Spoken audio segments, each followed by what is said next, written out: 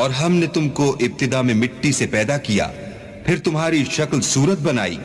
پھر فرشتوں کو حکم دیا کہ آدم کے آگے سجدہ کرو تو سب نے سجدہ کیا، لیکن ابلیس کہ وہ سجدہ کرنے میں شامل نہ ہوا۔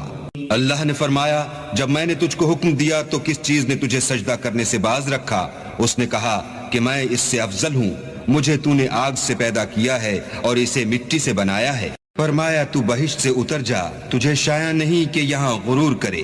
پس نکل جا، تو ذلیل ہے۔ اس نے کہا کہ مجھے اس دن تک مہلت عطا فرما جس دن لوگ قبروں سے اٹھائے جائیں گے۔ فرمایا اچھا، تجھ کو مہلت دی جاتی ہے۔ پھر شیطان نے کہا کہ مجھے تو نے ملعون کیا ہی ہے،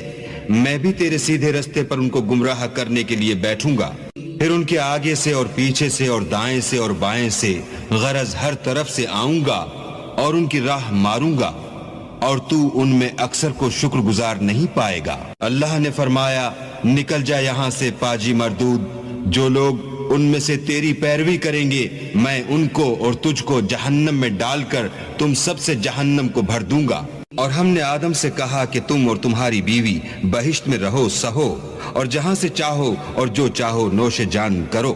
مگر اس درخت کے پاس نہ جانا ورنہ گناہ گار ہو جاؤ گے۔ تو شیطان دونوں کو بہکانے لگا تاکہ ان کے ستر کی چیزیں جو ان سے پوشیدہ تھیں کھول دے، اور کہنے لگا کہ تم کو تمہارے پروردگار نے اس درخت سے صرف اس لیے منع کیا ہے کہ تم فرشتے نہ بن جاؤ یا ہمیشہ جیتے نہ رہو، اور ان سے قسم کھا کر کہا کہ میں تو تمہارا خیر خواہ ہوں۔ غرض مردود نے دھوکہ دے کر ان کو معصیت کی طرف کھینچ ہی لیا۔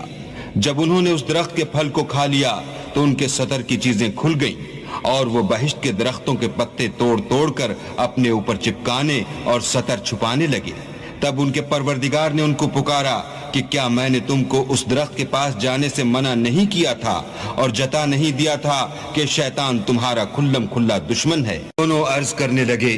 کہ پروردگار ہم نے اپنی جانوں پر ظلم کیا، اور اگر تو ہمیں نہیں بخشے گا اور ہم پر رحم نہیں کرے گا تو ہم تباہ ہو جائیں گے۔ اللہ نے فرمایا تم سب بہشت سے اتر جاؤ، اب سے تم ایک دوسرے کے دشمن ہو، اور تمہارے لیے ایک وقت خاص تک زمین